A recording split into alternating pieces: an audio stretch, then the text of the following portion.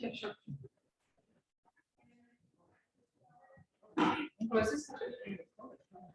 Great. Thank you. Thank you.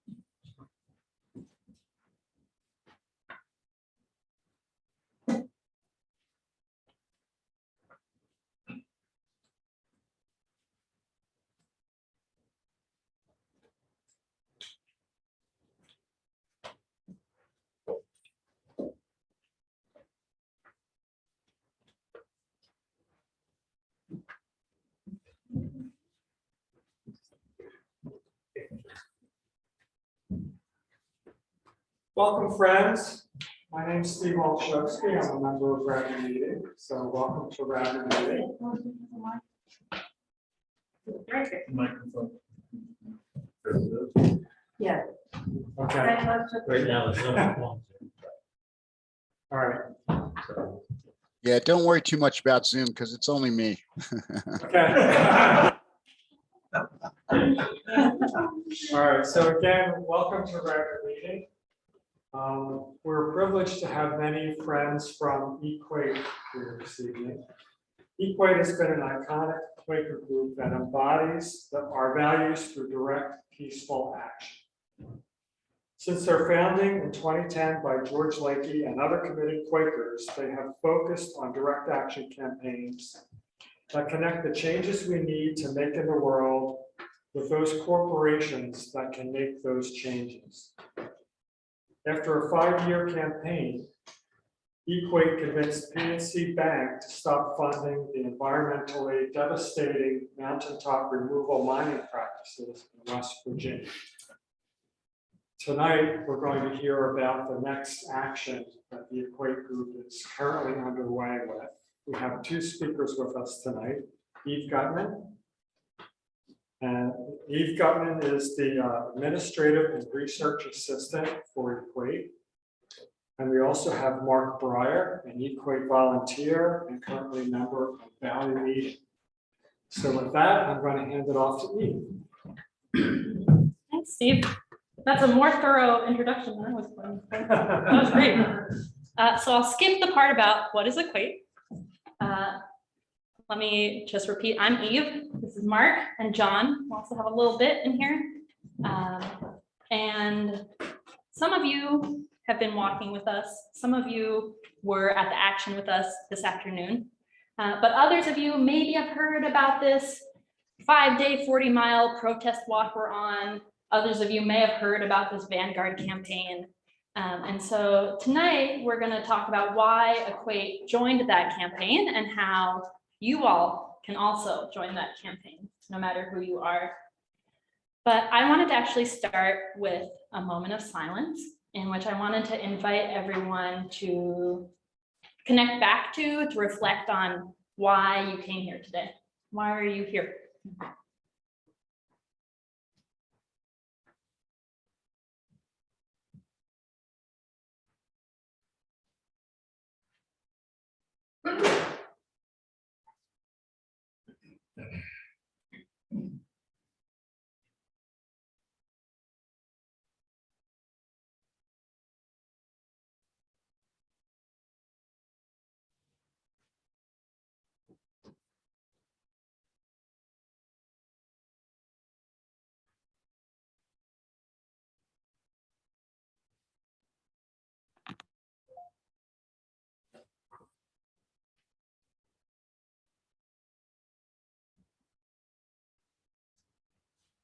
Thank you.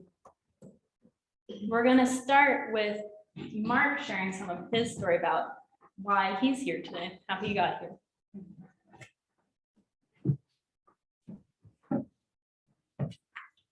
Thank you. Yeah, I like probably a lot of you, I was into the environment and sort of an environmental activist before I became a Quaker. So we're talking about like the 1980s.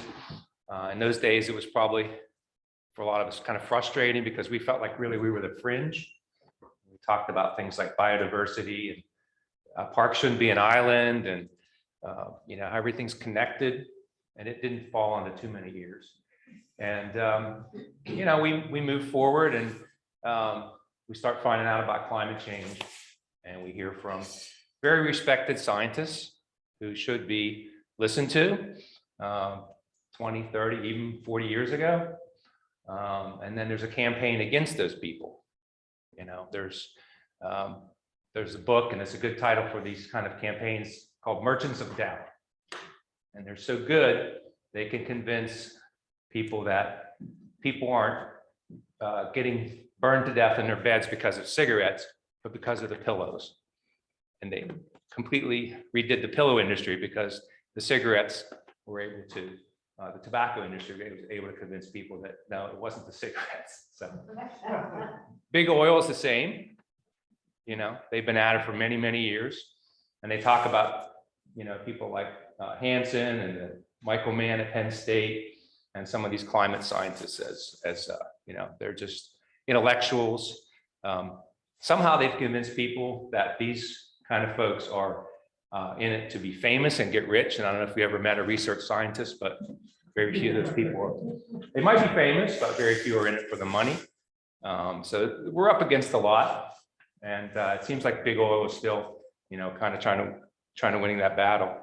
I was a personal story. I was a park ranger for my career, and I worked in a lot of really neat places. I worked in Washington State in the rainforest, and I still have friends out there. And it's not really like that anymore. Who would have thought that a rainforest would now be a place that's so dry? You know, it was dry for 2 months out there, and then it was, you know, back to the raincoats.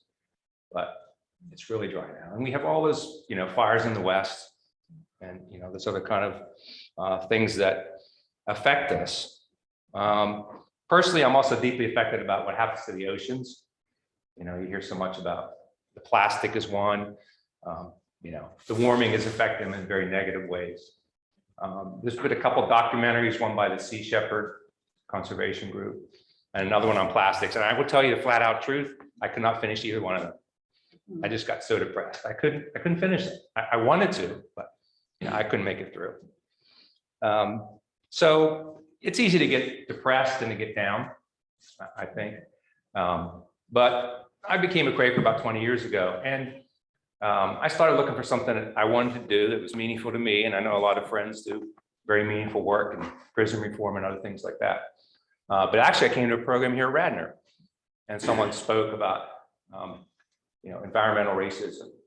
And I started to think about, well, that's a way to connect my Quaker values to also to my background, you know, trying to fight for the environment. And those things are kind of, you know, coexisting in my brain. And that's when I started looking for someone to partner with. So who does this kind of work? Because it can be very frustrating to try and go up against these big companies. And I found out about EQAT. And that's when I started to get involved. And for me, it's been very fulfilling. I have a lot of good friends in EQAT, and we show up. That's what we really do. At Actions, we march down the streets of Philadelphia. We've been out in the cold together. We've been out in the heat together through three different campaigns. One that, as we mentioned, that we did win. One that we pushed somebody but didn't get as far as we wanted to. And now we're embarking on a new one. So it's definitely a way for me to get connected and to not have those bad thoughts. Push that away by doing something that's an action. It doesn't involve politicians, that doesn't involve, well, sometimes it involves going to meetings and things like that. But it's something that's deeply meaningful to me. And it's helped me quite a bit to be active, to be able to do something in our direct action. So I will turn it back to Eve.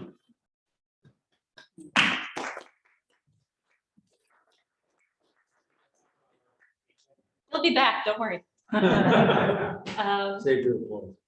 Well, or you could applaud, but don't worry, he'll be back. So while listening to Mark, I was thinking about, or like really hearing how he witnessed changes in the rainforest, or how he's been learning about changes in the ocean. And we know that there are just a small number of corporations and industries that are largely responsible for the climate crisis. We know that fossil fuel companies and other major emitters need to immediately halt fossil fuel expansion and need to drastically reduce emissions. And we also know that fossil fuel companies and other major emitters rely on funding, financing, investment, and insurance from banks, insurance companies, and asset managers like Vanguard. And if those banks, insurers, and asset managers were to use the power they have in relationship to these companies, they could really make them change. So Vanguard, this company headquartered in Malvern, not too far from here, really seen as an everyday investors kind of company that let a lot of new people who couldn't have invested before start investing. Nowadays is the world's second largest investment company, the second largest asset manager in the world. Vanguard manages $8.5 trillion of customers' money, 8.5 trillion. And that makes Vanguard one of the world's largest investors in coal, oil, and gas. Vanguard also is really not taking anywhere near appropriate action to deal with climate change. Vanguard last year signed a pledge that said it would try to do its best to align its investments with net zero emissions by 2050. But it's not taking the action we need it to take starting now. And Vanguard, being a company that manages and invests so much money, and being a company that invests across basically the entire economy, is one of the largest shareholders in fossil fuel companies like Exxon and Chevron, companies building fossil fuel infrastructure like pipelines, like Enbridge, and companies that are taking oil and refining it to make petrochemicals like plastics, like Formosa. And so Vanguard has outside influence on these companies. And we know that that outside influence means that it could have major power to shift those companies and our economy at large towards a livable future and towards climate justice. So in this campaign, we're calling on Vanguard to use its massive shareholder power to pressure the companies it invests in to do better on climate change.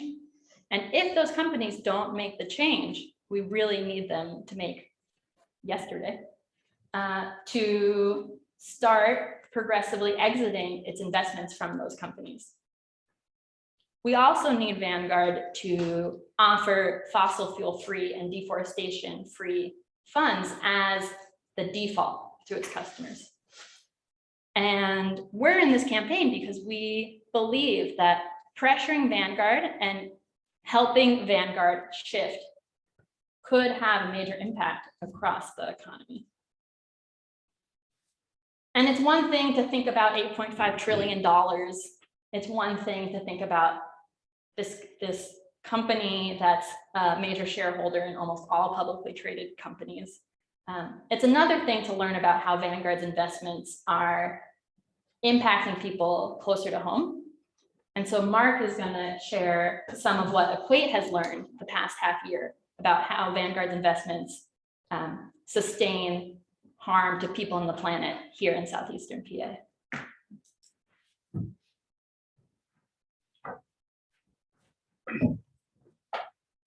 Yeah, so before we embarked on the walk, we took a tour of a lot of these power plants and incinerators in the Philadelphia area and learned just how devastating they can be. One example is the Covanta plants, which we visited one in Conshohocken as well as Chester.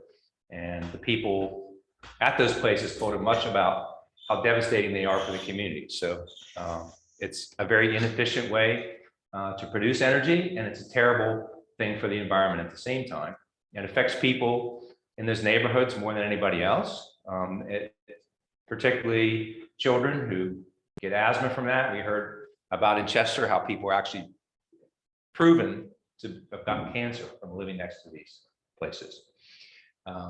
Another type of plant that generates power is that they burn oil to generate power when there's a need for extra energy, like in the summer when it's hotter. So now that it's getting hotter more and more, their solution is to burn oil, which is to further contribute to the climate problem. So we learn more about those. We started in Chester because that is a scene that I've learned is one of the worst cases of environmental racism in the country. We heard from the residents. We were right back up against the plant, and there was a train that pulled up behind us and lots of noisy trucks. And we heard some very heartfelt testimony from those residents right in their neighborhood about the cancers. Somebody said that at times we're not even supposed to open our windows. So can you imagine that type of situation? It's difficult. We heard from folks just to live, let alone, have the kind of climate anxiety that we out here in the suburbs. It's a problem, but it's not such an immediate problem as for those folks. Yeah, one of the things we learned in Chester was that there's a Penn's Landing there, which is meaningful to Quakers, and that they sold the rights to the name Penn's Landing so that they could have a nice facility in the city where the real Penn's Landing we visited. It's a little monument in Chester. So Chester should be Penn's Landing. Could even give them that. Also, another community we visited was Eastwick, and there's a Superfund site, and because of climate change, they have flooding, and that produces toxic chemicals into their neighborhoods, including into a playground. Today at the Chase Bank, we joined a diverse group of folks at Seder, and we learned in a very meaningful way how to express some of our climate anxiety through actions, but also through being very celebrating about life. It was a very meaningful ceremony to me. Also, while focusing on the Chase Bank, which is an investment of Vanguard, which is funding some of this climate destruction. And on tomorrow, we're going to pay a short visit on our walk to the CEO, Tim Buckley's house. We have spotlighted executives before, and sometimes that was by making some noise, literally in their neighborhoods. That's not going to be what's going to happen tomorrow. It's going to be more of a little general action, but people like Buckley and other CEOs, they have a lot of power. We can focus not just on the Vanguard headquarters, but on the CEO. Maybe we can get some movement. At the Chase Bank today, we put some letters in their slot in their door. So and we saw some employees in the back there, but we did deliver a message too when we were there. So it's been a journey, and it's, to me, what's been striking is when you leave Chester, and taken this walk, as you get further and further out into the suburbs, they get nicer and they get leafier and the air is better, although we all do breathe the same air. But it was very affecting to me to hear from the residents of Chester just how strongly are affected by living next to these plants, which are doing nobody any favors. So I'm going to turn it back to E. You're welcome. So we've been taking all these actions this week. We've been taking all these actions the past 6 months, going to the Exelon power stations, the Covanta incinerators, all the sites in Chester, Eastwick, Chase Bank today, because that kind of action is really what EQAT is all about. EQAT chooses to make change in this world through nonviolent direct action. There are a lot of ways to do social change work, so many ways. And we know that all of those ways are necessary to make the kind of change we want to make in this world.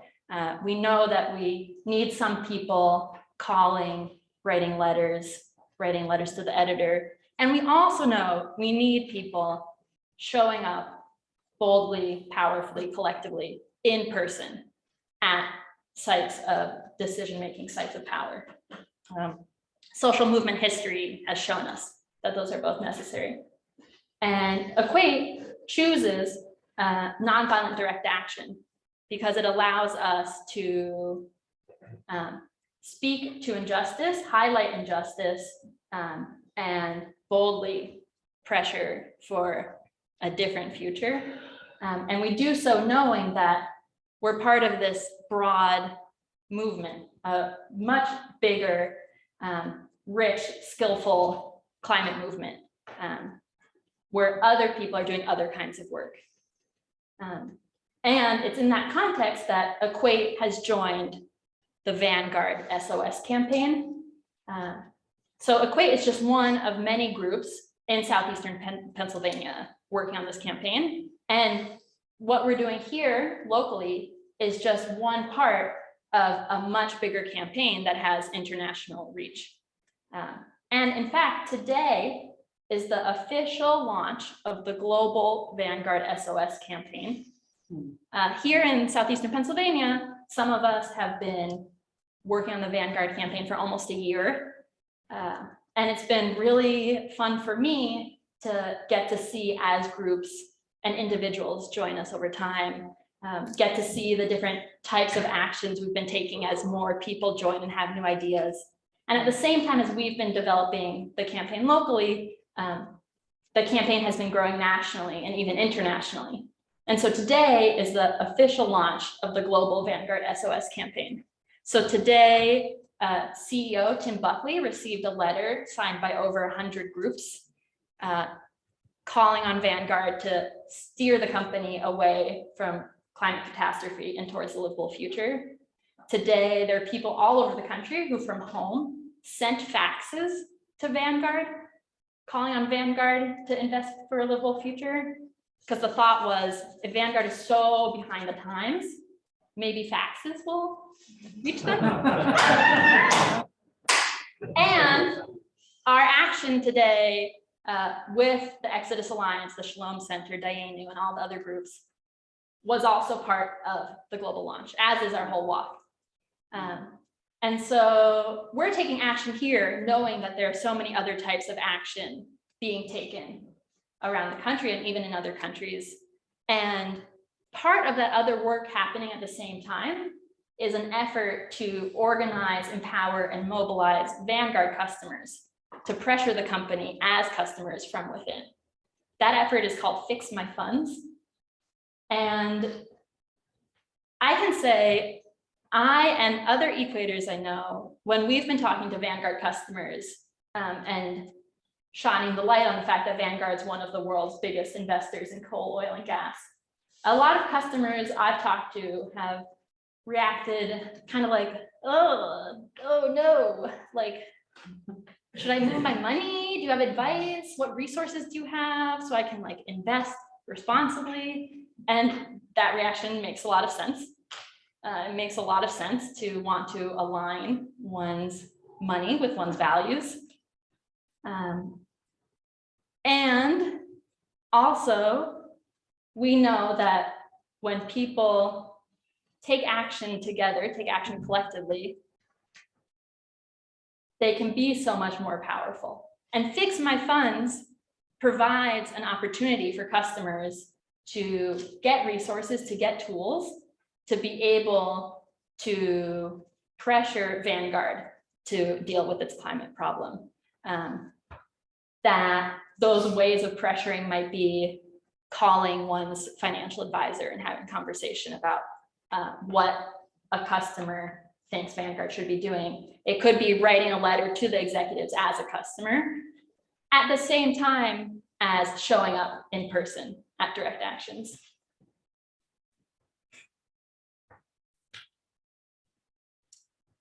And Fix My Funds is doing work that looks pretty different than what EQAT often does, but we feel like is complementary and is really exciting because we believe that a combination of taking bold action in person at headquarters or with executives and shining a light on the way Vanguard's investments are harming people on the planet here and around the world, and customers using their special role to pressure the company from within is going to be what allows us to shift Vanguard towards a livable future. In fact, we believe that collective action is the only way we'll be able to make the degree of systemic change we need for a livable future. I have a lot more I could say about Vanguard SOS and Fix My Funds, and I hope some of you ask some questions that allow me to talk more about them. We'll be answering questions in just a minute. But first, Mark and then John are going to share 2 ways we can be taking some action this week.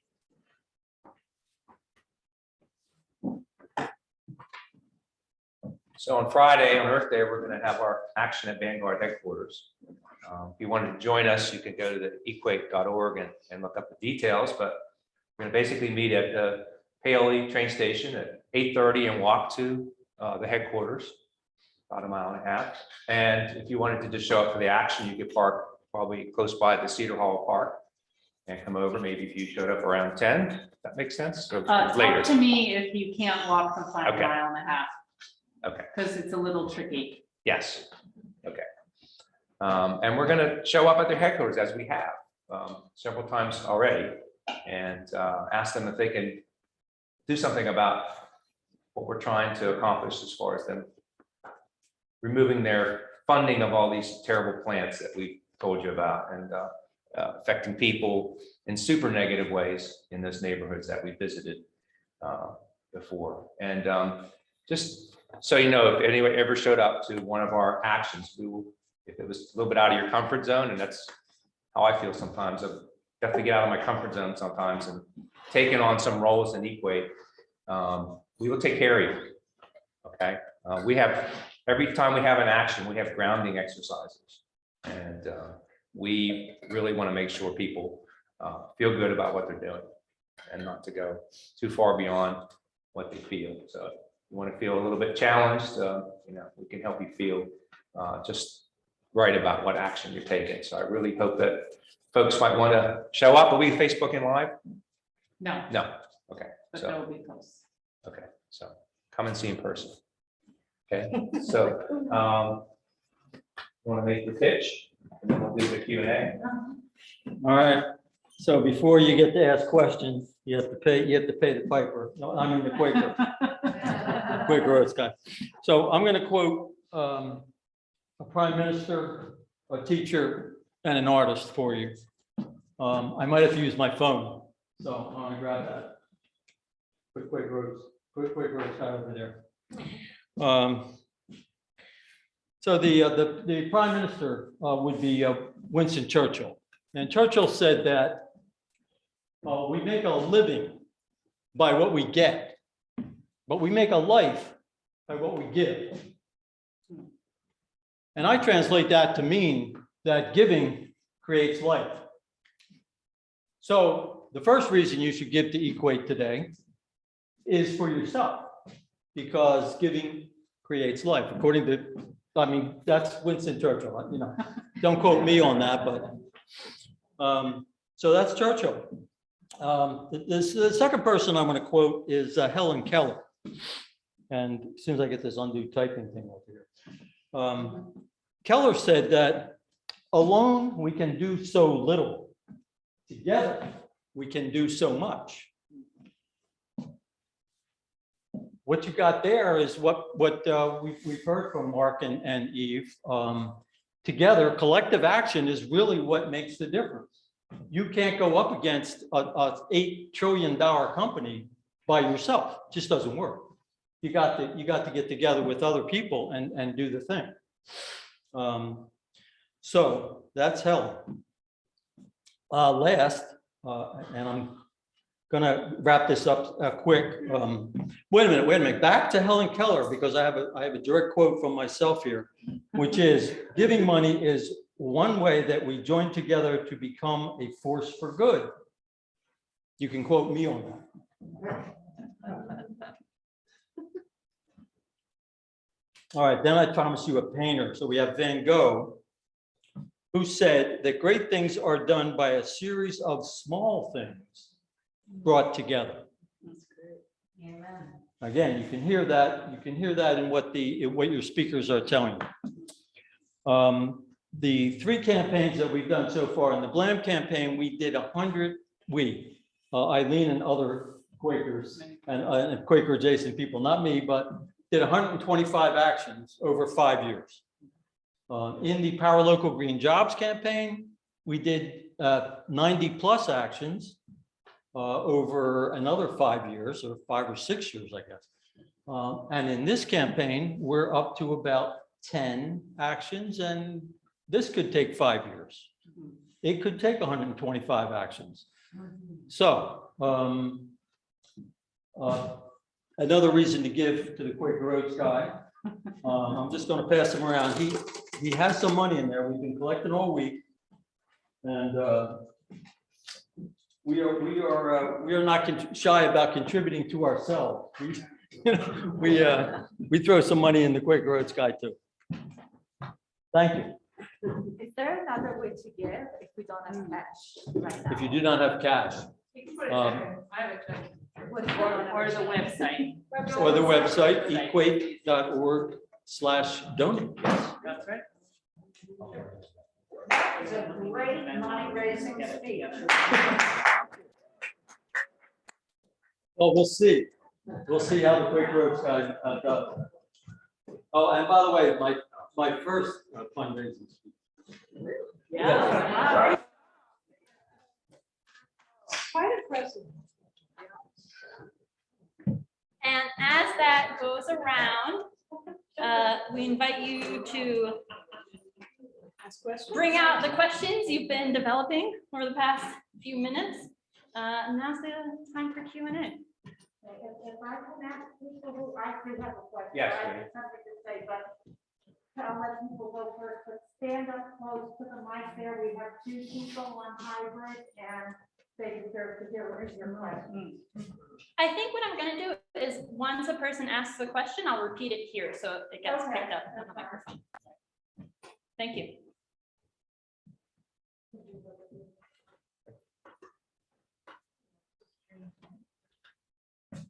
Can you share with us the stories of the other times that you were at Vanguard headquarters?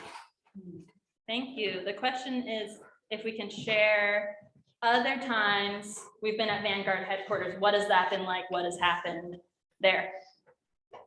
Want to start with one? I was involved in planning and I was very sad I could not attend, but one of the most unique actions we did was we did a bike action. By bicycling around the area and ending up down at the Vanguard headquarters. So that was kind of a unique way to bring the message to them. Also, Tim Buckley, the big biker. Yes, and Tim Buckley. He cycles a lot of year round and runs. Yeah, Joan shared that CEO Tim Buckley is a big cyclist. So Mark and Hans were two people who were really excited about doing a bicycle action. And when we learned that Tim Buckley was a cyclist, we were like, we can't not do it. And the timing aligned with the youth climate strike that happened in September. So we invited local youth groups to join, and we had this caravan, this multi-generational, really impressive bikers who had to bike up and down hills that were a little tricky, biking around to all corners of Vanguard headquarters and handing letters addressed to different executives to the security booths on all parts of campus to then pass on to executives. You know, if you've ever traveled the Chester Valley Trail, but Vanguard actually has a sponsored bicycle pump and tool station for bicyclists right there at their headquarters. Yes. Yeah, some few years ago, I saw a video starring like John Vogel, I believe was the founder of Vanguard. And in that video, he claimed that much of his integrity and principles had been the result, I believe, of him going to a Quaker school. I don't know if he claimed to be an actual Quaker, but he said that was highly influential on this whole concept for establishing Vanguard and index funds and stuff like that. And, you know, as a result of that, I've always, since that time, you know, been invested in Vanguard, because I just thought he sounded like such a principled guy. I don't know if that has any meaning to what we're trying to do today about it, but it does seem like a company that tries to suggest that, you know, operates with high ethical standards and integrity and so forth. And given the way most financial advisors operate, I would guess that's probably true if you just compare it to the other people in that industry. I don't know if you'd have a comment on that or whether that is any kind of an inroad into Vanguard, but it's certainly true. So this friend shared that John Bogle, the person who founded Vanguard in the 70s, later in life gave speeches in which he would share that the Quaker values he learned about attending Quaker schools affected his professional development, and he believed affected the work he did at Vanguard. And it's true, a lot of customers think of Vanguard as different from other asset managers. Think of Vanguard as having done something new in making investment more accessible. And that's a really valuable legacy for the company to have. And also, if anything, means we can have expectations that Vanguard continue to act with values in its customers' interest and in all of our interest. Because if Vanguard likes to say it's owned by its customers. That's what makes it different from other investment companies. It doesn't have other shareholders, it's owned by its customers. And so if it's a company that was founded on Bogle's values, if it's a company that says it's serving the interest of its customers, it has all the more reason to align its investments with a livable future. For the sake of Vanguard customers and for the sake of all of us, whether we're in Chester, Conshohocken, here, Radnor, or Malvern on Friday, I would say it makes all the more powerful our demands of Vanguard to deal with this climate problem and invest for a livable future. Anything to add, Mark? No, that was a great Thank you. way to address that. Two more questions. So over here, you maybe had your hand up first. I was wondering if you had a know the percentage of customers that are institutional customers versus individual customers, because what I hear you talking about involves persuading individual customers who in turn persuade Vanguard. But it's my understanding that a very large amount of Vanguard's assets are put with Vanguard by big institutional investors like the California Pension Fund, for example. And how would this campaign address those big institutional investors at Vanguard? Thanks. So this question started pointing out that Vanguard has both individual investors and institutions who maybe invest their endowments with Vanguard or invest their employees' retirement accounts with Vanguard, and asking whether we've thought about how to address the power that institutional investors can have. I am going to take a moment of transparency and ask Roberta, do you know what percentage are individual versus institutional? Yeah, I believe that 80% is actually individual. So quite overwhelmingly day-to-day investors. Yeah. Having said so, what you point out is really critical because that remaining 20% is really powerful. And so we have to also activate the remaining 20%. And so there are many groups that are doing that work. So really working with pension funds and big endowments to get them to move their money. So in a sense, we're kind of like working together, maybe indirectly. So that work is happening. So really great question. Thank you. Yeah. So Roberta shared that about 80% of Vanguard's assets are actually invested by individuals, and which means about 20% invested by institutional customers, which I think reaffirms for me the power of customers, in particular with Vanguard. And also Roberta made clear that that 20% invested through institutional investors is still really powerful. And one reason I love getting to work on this campaign from the corner of the local network that is EQAT is I know there are efforts like Fix My Funds that are organizing not just individual customers, but also people who work at large employers who invest with Vanguard, to use all of those paths to pressure Vanguard. And I also know we're working in the same campaign as other people, organizing, empowering, and mobilizing Vanguard employees to pressure the company from within. And like Roberta said, we're in this movement with people working on pension campaigns. And so I feel really buoyed by the fact that all this work is happening.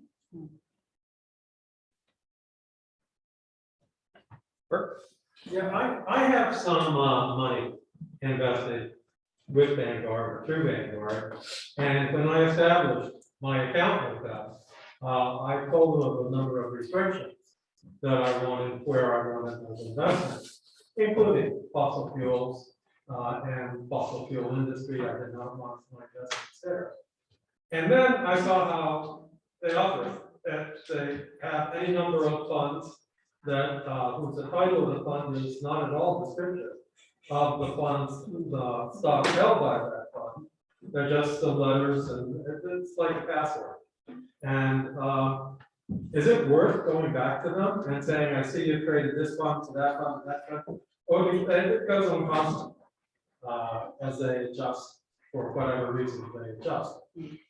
Is it worth it to go back to them and say, are you still have the same restrictions as you did at the beginning? Do they kind of remove those restrictions as they go along?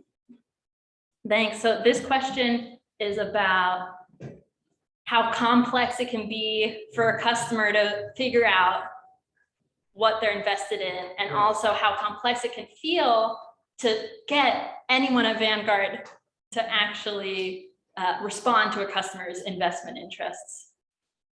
Do you want to start? I'll just say that this is just my experience, and Eve and others here have done a lot more research into the company, but I'm a Vanguard investor, and I talked to my financial advisor, and after I talked to him, my head hurt. And, but I started to look up, I could check and find it out for you, but there was a place to research those different funds, and one of the ones I looked at that I have is called VUG, and I think it's a rating of how bad they are in as far as climate change, and this one was red, which was terrible. So I thought about telling him moving everything out of VUG, but I've been talking to folks with EQAT. I kind of put the halt on that, and I'm waiting for word as to how to really address the investments that I have. So I'm as bewildered as you are, Bert, and I'll see if Eve has anything more positive to say or more directional. Well, I think that's part of the reason why we're even doing this campaign. Vanguard has created a few socially responsible funds that screen out certain companies each, that if you're a customer and you really know what to search for and you go searching, you could find them.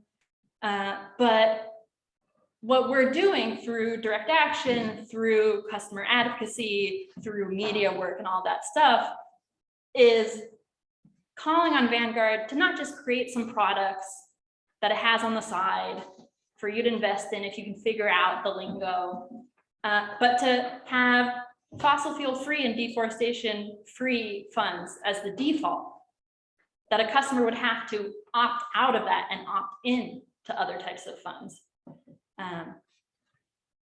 So I'd say we understand and we're working towards that also. And in the short term, there are resources to help figure out what the funds a customer has money in are actually invested in. If you connect with EQAT, we could get you some of those resources. And also there are then resources from Fix My Funds, this customer campaign, to know what to say when talking to customer service or talking to your financial advisor, to like ask questions that truly illustrate what you're looking for. So I'd say like connect to us, we can get you those resources, and like let's work towards making it a lot less hard. Thank you. Yeah. Yeah, I just wanted to mention something that he said you're stopping by the CEO's house tomorrow. So Tim Buckley, the Pope called a meeting of all the higher ups at major financial and corporations some years back, and Tim Buckley went and attended this. And the Pope's reason for the meeting was to tell them we've got a problem. Climate change is a problem. You all are heads of huge, powerful industries and leaders. You need to do something. So he went to this meeting. He heard whatever the Pope had to say. He came back and he said in writing, or maybe he did it in a speech to the employees, that as a result, Vanguard is going to limit their become carbon neutral in 15 or 20 years, like something new. So I'm sure the Pope told him more than that, I guess is my so he needs to do whatever the Pope told him. So this friend shared that a few years ago, the Pope held a summit that invited major business leaders to come talk about climate. CEO of Vanguard, Tim Buckley, went. And out of that, Vanguard released a new commitment. I'm curious, Vanguard has committed and worked on getting its own operations to be carbon neutral. So that means like the security cars they drive on campus, the lights they have, where they source energy to be carbon neutral. And Vanguard has made progress on that. I wonder if that was the impetus for that change. But you make the point, that's a step. The Pope was probably asking for something a little bit more than sourcing the electricity for a few office buildings. Right. We agree. Vanguard, because it manages so much money and invests it, its reach is so much farther than its campus. And thus, we need Vanguard to do so much more than make its own campus carbon neutral. Yeah. Did you have a question, Winnie? No, you can go ahead. Well, there's a couple things. One is I want to welcome everybody and we're so glad that we're supposed to, so. We're glad you can be here. If you're not part of this meeting and you haven't signed your guest book, if you put on the way out, we would love it. The other thing I wanted to say is I know you're talking about working from within Vanguard, but sometimes letting them know there's a little competition can help, and I have invested in new alternatives energy for at least 20 years. That's associated with responsible companies that do not invest in fossil fuel. And I'm doing okay with it. It keeps creeping up very slowly, but the last 3 years, it's been a big bump in some of the difference. So if you want to know more about that, I can let you know. Thanks. This friend mentioned that they've been investing with an alternative company, what's it called? New Alternatives Energy, and they're happy to talk to anyone who's interested in thinking about alternatives. And I can say, in that same framework of there are so many different ways to do social change work, and we need all of them, I think there is space for everyone to figure out what makes sense with my own money. One option could be, for Vanguard customers, could be staying completely in Vanguard and diving into Fix My Funds, and going through the actions that people are taking together throughout the year. One option could be totally removing money and investing in something else. There's also like a whole range of options in the middle of maybe taking some money out, investing in something that feels like it aligns more with your values, keeping enough money in to still be a Vanguard customer, still be able to contact customer service or a financial advisor, and still leverage pressure like that.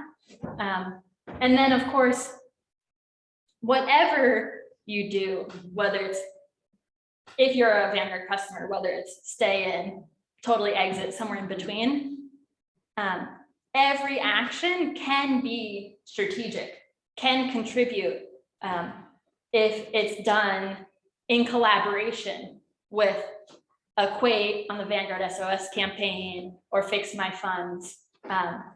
If someone wants to exit Vanguard, they could first write a letter, make a phone call, and explain why. And so I think I'm personally very excited about thinking about how can the actions we take, no matter what they are, be strategic, and like learn from the campaign at large, to like make it just a little bit more collective. And everything we do can, if we can make it a little bit less on our own and a little bit more part of the collective, it becomes that much more powerful. We have time for one more question, and I saw Lynn raise her hand, so I'm going to give it to Lynn, but I love talking about this campaign. Happy to answer more questions after we officially end, so feel free to come find me. Well, I'm actually fine. Okay. There's saw- another question to take. Okay. Other Lynn? Another one.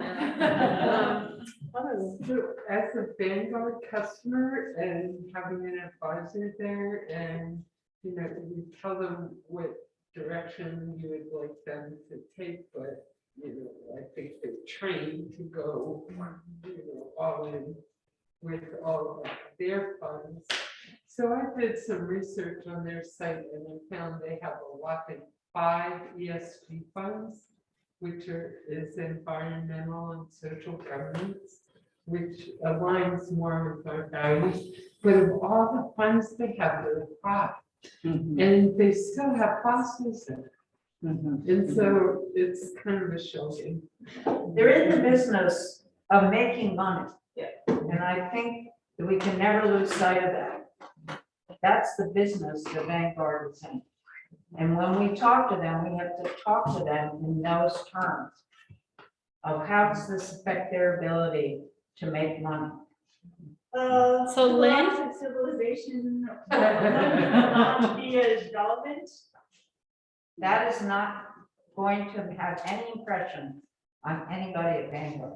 So the conversation that is developing for the sake of our listeners is that Lynn has looked up and found that of all the funds Vanguard has, there are 5 that are called environmental social governance funds, which means in some way or another, socially responsible investments.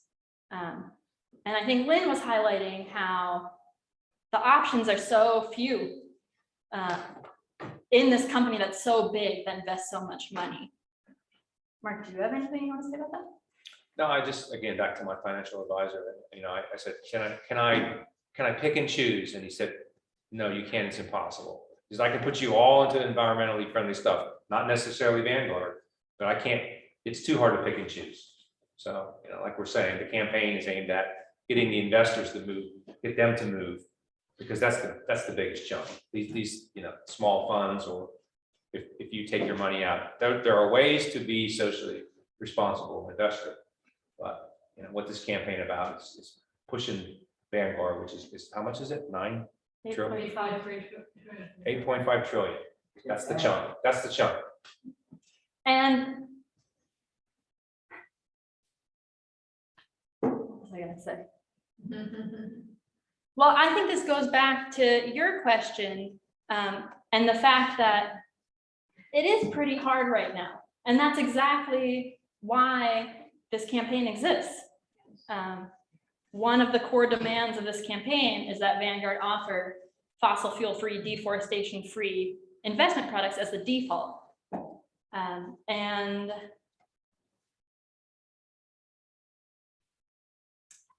I think I'll just close with that. Roberta, do you want to say something about I that? wanted to make a comment about how all Vanguard cares about is making money, because it's so true, and it's very unfortunate. And it's not just Vanguard, right? It's like BlackRock and like all these other Wall Street companies. That's what they were born to do, and it doesn't matter how they make their money in their minds. And so I think this is really important. But what's interesting is that actually just a couple of days ago, Vanguard did release a report, and it's basically their own internal analysis on how they call it global warming, which is interesting. I'm like, it's a little more than that. Anyway, how global warming is impacting the global economy 5 years from now, 10 years from now. And their own report states that unless we take action on climate, economies are going to be losing a shit ton of money. And so I think that Vanguard is slowly arriving to the place where, okay, if we don't take action, we're going to lose money. I think our job is to make sure that they do it as quickly as possible, because we're running out of time. So I think that's the issue. It's not so much convincing them that it's like actually the right thing to do for their money, but it's like you have to do it now and not a week and not a year from now, because we're running out of time. So I think that's kind of where we're at. But I think that they're arriving to a place where it's like, yes, we're gonna lose money if we don't act on this. So Thanks. yeah. Let me repeat for the microphone's sake. Roberta named that Vanguard earlier this week released a report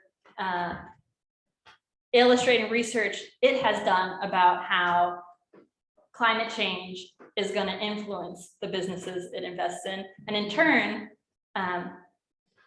could lose Vanguard money. And Roberta named that the impacts of climate change that are coming if we don't take bold action will have a major negative influence on Vanguard's business and other investors' business. And our role there is to pressure the companies to make changes that will be in their long-term interest as soon as possible, to minimize the impacts, not just for them as a company, their investors, but also all of us. I think that's a pretty powerful place to end. And I also see there's excitement about more conversation. I encourage people to stick around for a bit to keep talking if you want to keep talking. And also, we will have many more opportunities, maybe not here virtually at our meetings, at future actions, we will have many more opportunities to continue this conversation. But to respect people's time, I just want to close with a few more thoughts. And then if you want to stay, ask more questions, bring up more points, feel free. I woke up this morning, got up, was trying to get ready pretty frantically to like come to the walk. And I walked through my apartment. I saw my roommate having breakfast at the dining room table. And I was like, hey, hi, how are you? And I was gonna like walk on and make my coffee. And she responds to my question of how are you with one word, worried. In a very solemn expression. And that really gave me pause. So I sat down, looked her in the face, asked what was up. And she told me that yesterday she had heard from a friend who lives in Arizona, who grew up there, who now has a farm there, who lives in the path of a wildfire that's crossing through Arizona right now. And when she heard from him yesterday, his family had just evacuated, and the wildfire was approaching very quickly. And hadn't heard from him since last night, but it seemed very possible that by this morning, by the time we were having that conversation, his house would be gone and his farm would be gone. And she felt really powerless.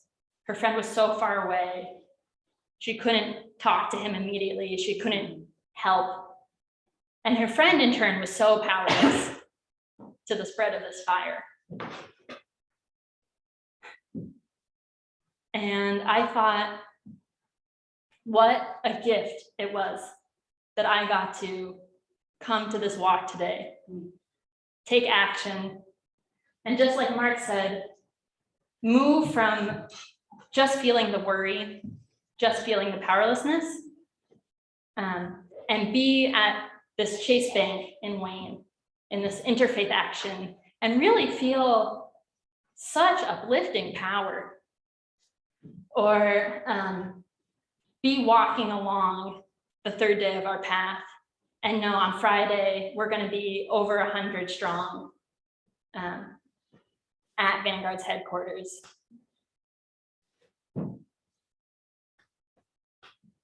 We know that wildfires like the one in Arizona right now are increasing in frequency and intensity. We know that storms are increasing with frequency and intensity. Climate change is here. It's really here. And also, this moment is critical for interrupting the worst effects of climate change.